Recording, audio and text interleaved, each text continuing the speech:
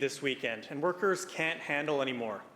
In my riding alone, in the last 4 years, Mackenzie Pulp shut permanently in 2021. Canfor PG Pulp closed in 2023. Bear Lakes Polar Sawmill closed last year, and Northwood Pulp was cut to just one production line.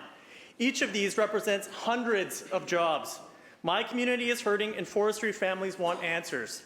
If this government says they're defending forestry workers, why does it keep getting worse?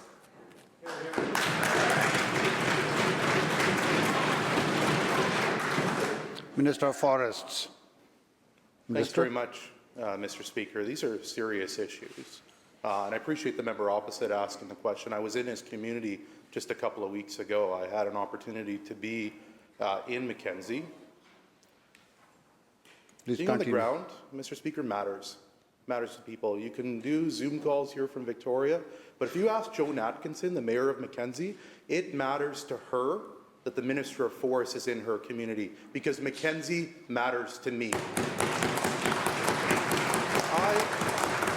I had an opportunity to meet with Pat Glazier, who owns East Fraser Fibre, and see the operations there. I went and toured Conifex, and I shared with them that because of the work that they've been doing at their forest landscape planning table, they had a request before me for block blending that it looks at finding ways to be able to reduce costs associated with getting fibre from the northern parts of Mackenzie down to those mills. I approved that. I worked with the people at that FLP table because that work matters to me, and Mackenzie matters to me. I know it does to the members opposite sometimes when it's relevant, but I hope it works for the member across the way, and I'd gladly meet with him to talk about the steps that we're taking to support communities like Mackenzie.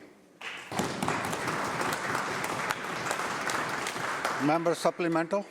Mr. Speaker, I know the member is new to his role, but 30 sawmills have closed under this government's watch. That's their record. The Kofi report released last week indicates BC is falling further behind globally. Wood supply security, investment attractiveness, and tax system competitiveness rank the lowest among all regions. With the highest log costs in North America, the ministry is projecting harvest levels dropping to 29 million cubic meters in this government's budget documents. Meanwhile, the minister's mandate is to reach 45 million cubic meters. Real jobs and real people are at stake with these numbers. This minister talks a good game, but will he resign if he can't meet his mandate?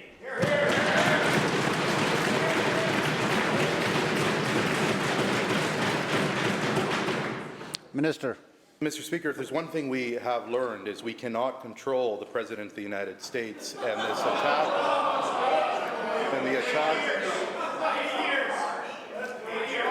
Members, wow. members. Mr. Members. Speaker, They fought for workers as much as they fight. Mr. Speaker, if the members across the way fought for workers the same way they fought for Trump, I would seriously respect that. Now, to the member.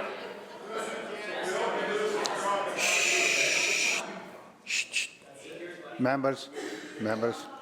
Mr. Speaker, we've got a lot of work to do before us. It's why the Premier and I were at the Kofi Convention talking to people.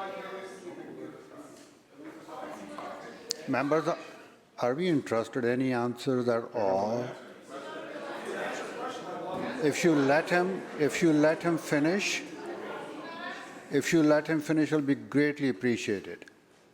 Minister. Thanks very much, Mr. Speaker. Forestry is a very important topic, and I'm glad the members opposite have taken time to be able to raise this issue. I've been waiting for some number of weeks. We laid out a number of initiatives at the Kofi Convention, a number of initiatives from the Premier and myself. We provided an update. Members. Minister will conclude. Well, Mr. Speaker, we launched a number of key initiatives. We provided an update on our BC timber sales review, ensuring that we're playing a larger role in wildfire. In 2023, we had the worst wildfire season on record in British Columbia. Wow. In 2023, we had the worst wildfire season on record here in British Columbia. In that 1 year alone, we lost 20 years worth of harvestable fibre in this province. That is significant. That is a significant impact. I want to reiterate to the members across the way and to all British Columbians on this side of the House, we're going to stand up for the forest sector. We're going to ensure that we're restoring confidence in the sector, and we're going to ensure every single day that we're standing up for workers like Bill, because that's our job.